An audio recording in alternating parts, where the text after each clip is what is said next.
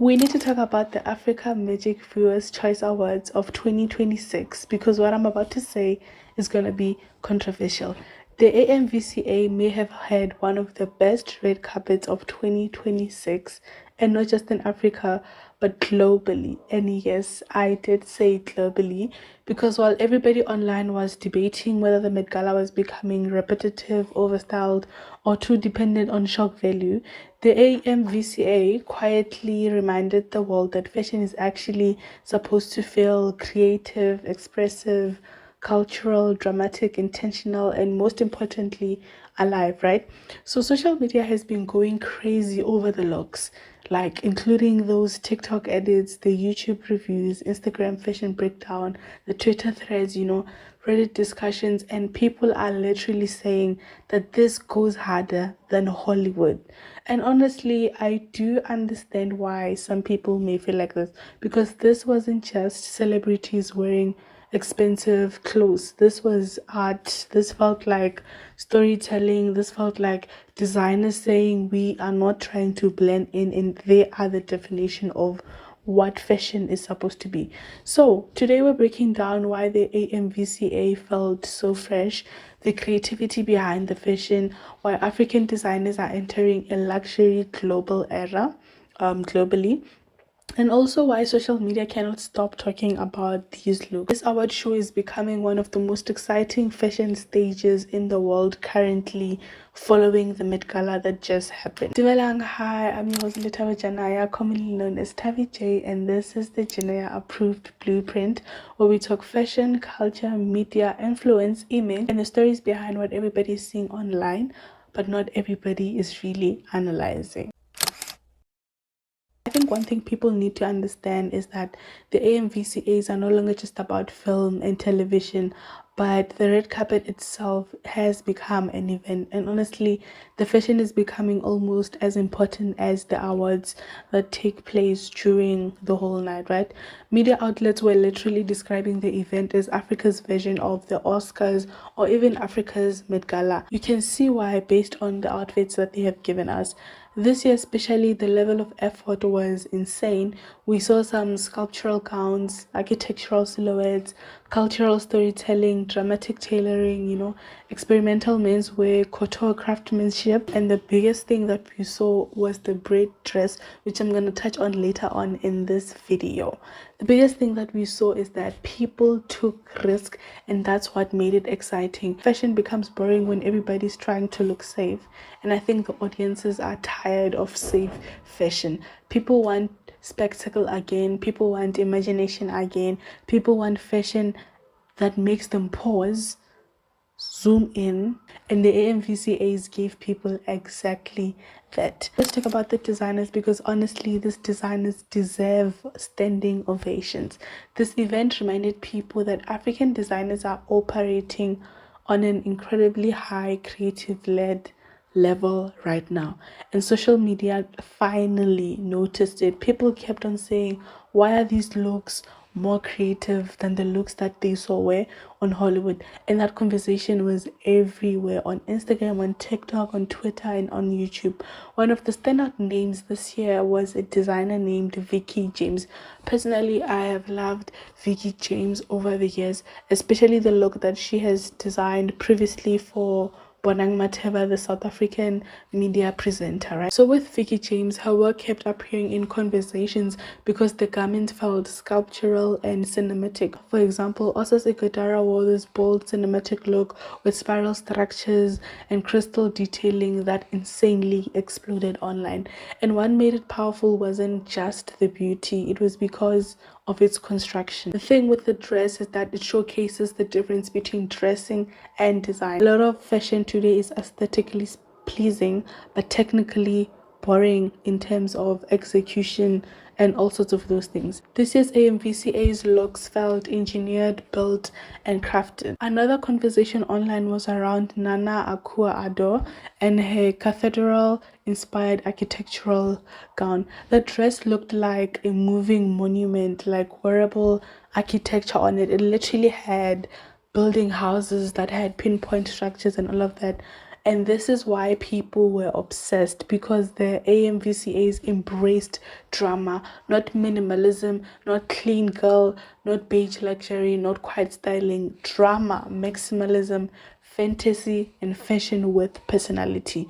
And honestly, that's why people couldn't stop reposting the AMVCAs looks this year. One of the best parts of the AMVCAs this year was the cultural fashion. That's where the event separated itself from a lot of Western awards shows. The cultural day especially became the celebration of African heritage through fashion, which is why we saw 𝗪𝗪𝗾𝗪, cultural beads, regal headpieces, embroidery, layered fabrics, traditional silhouettes reimagined in couture form. And what I loved is that it didn't feel costumey, it felt luxurious, it felt modern, and most importantly, it felt powerful. There was one look inspired by 𝗵𝗵𝗫𝗫, meaning water of life, with waterfall inspired silk detailing and traditional coral elements.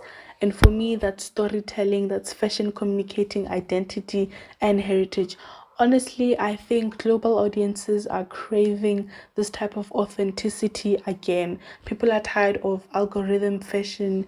Everyone online has started looking identical, so much similar. Like, I could be wearing a black shirt today. I know there will be 500 million other people wearing that. So what we're craving right now is, authenticity, originality, and the AMVCAs were able to give us that. The thing with looking identical is that we are completely now starting to become very much identical, from things like looks, makeup, same silhouette, same aesthetic boards, and those Pinterest mood boards. Like, everybody literally has the same mood boards or the same personal branding as everybody else these days, but the AMVCAs felt more personal, close to home, people embracing who they are than consuming the world outside of them. And that's why the internet reacted so strongly when it came to the AMVCAs. Now let's talk about the internet, because social media absolutely amplified this event.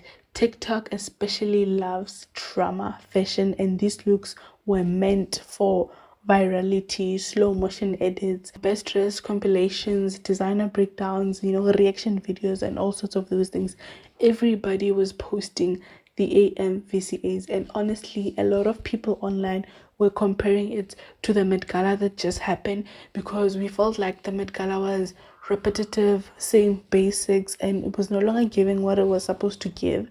And then we have that 1 week later, we have the MVCAs, which went out, showed originality, authenticity, which is something that people craved and lacked from the Met Gala, that they got from where? From the AMVCAs that just recently happened. Some people even said that the AMVCAs had more originality this year. One Reddit comment literally said, most of these designs eclipse this year's Met Gala. Another said that this is what we want fashion to look like again. What does that imply? It implies that that's not what they have been receiving lately from the fashion industry, because everything has become so neutral and identical to each other. And I think that's important, because audiences are clearly craving color, craftsmanship, boldness, fantasy, creativity, and not just labels. Fashion lovers want emotions again, originality, expression, and the MVCAs gave people emotional fashion moments that they were craving for so long. Another biggest thing about the MVCAs was the men's couture, which, like, we have been seeing a lot of basic suits on the fashion runways, on the Met Galas, every single where. The men's fashion is usually basic, and the MVCAs, their men's fashion struck a conversation online that was huge, because people were praising how men experimented beyond the standard black suits. Honestly, thank you to them, because the men's red carpet fashion globally has become painfully repetitive. As I have said, like, basic black, basic red, basic suit, pants, tie, and that's it. But here, men actually participated in the fashion, and that matters, because it shows the shift that Africa is taking when it comes to fashion on the men's side. Now, obviously, we have to discuss the braid dress that I said that we would discuss, because the internet has lost its mind over and over that dress. Queen Mpho arrived wearing a gown made of hundreds of loaves of bread to promote her bakery business. So this was literally an ad for what? For a business. And listen, some people hated it, some people loved it, and some people thought it was ridiculous. But you know what? People talked about it. For me, I loved it. It was creative. It was out there, everything that I was looking for. And fashion has always included spectacle. Fashion is communication. Fashion is branding. Fashion is performance. Was it over the top? Absolutely. Did I love it? Absolutely. Was it memorable? Yes. And honestly, I'd rather see memorable fashion than another neutral gown that disappears after 24 hours and I can't even remember what you wore just yesterday because of how basic and neutral it is. Critics online admitted that the outfit dominated conversations. That's influence. And in the social media era, moments matter, virality matters, and conversations do matter. I genuinely think that we're entering a new era for African fashion globally because events like the AMVCAs are proving something important, which is African designers are not emerging. They're already world class. They have craftsmanship, they have tailoring, they have the creativity, the storytelling, the innovation. It's already there. And social media is now helping what? Is now helping global audiences discover it faster than ever before. People on YouTube and TikTok who have never watched the MVCAs before are now suddenly reacting to the looks.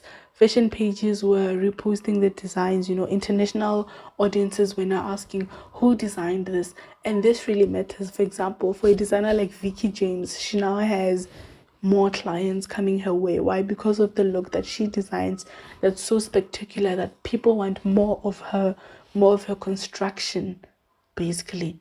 And that really matters because fashion influence is shifting. The global fashion conversation is becoming more diverse and more inclusive. Overall, the African Magic Viewers Choice Awards prove that fashion does not need to be boring to be luxurious. It reminded people that creativity still matters, the storytelling still matters, the culture still matters, and the fashion should make people feel something, emotion, move something in us. And honestly, this may have been one of the most exciting red carpets that we've seen in a long time, especially in 2026, including also last year 2025. Not because it was perfect, it was nowhere near perfect. It's because it had personality, and in an era where everybody online is starting to look the same, personality becomes powerful. It draws people in. It's what people are craving and it's what people want. Let me know what you guys think in the comment section below. Did the MVCAs have the best red carpet of 2026? Who was your best dressed? And do you think African fashion is entering a new global era? If you enjoyed this episode, make sure you subscribe, you follow, you rate the podcast, and share this with your fashion friends. I'll see you guys in the next episode of Janaya Approved Blueprint. Bye.